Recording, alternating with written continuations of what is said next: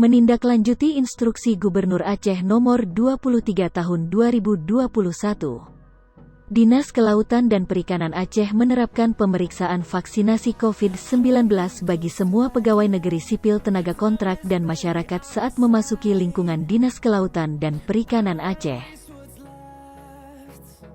Prosesnya tinggal scan barcode saja dengan menggunakan aplikasi Peduli Lindungi.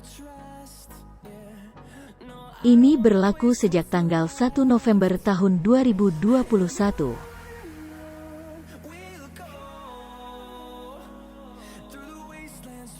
Jika indikator warna berwarna hijau, maka dibolehkan untuk masuk ke lingkungan Dinas Kelautan dan Perikanan Aceh. Jika indikator berwarna merah, maka harus menunjukkan surat keterangan dari dokter spesialis untuk masuk ke lingkungan Dinas Kelautan dan Perikanan Aceh. Jika tidak dapat menunjukkan surat tersebut, maka tidak diperbolehkan untuk masuk.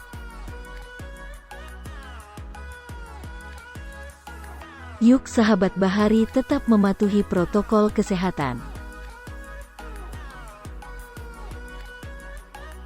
Jangan lupa untuk install aplikasi Peduli Lindungi di handphone kita.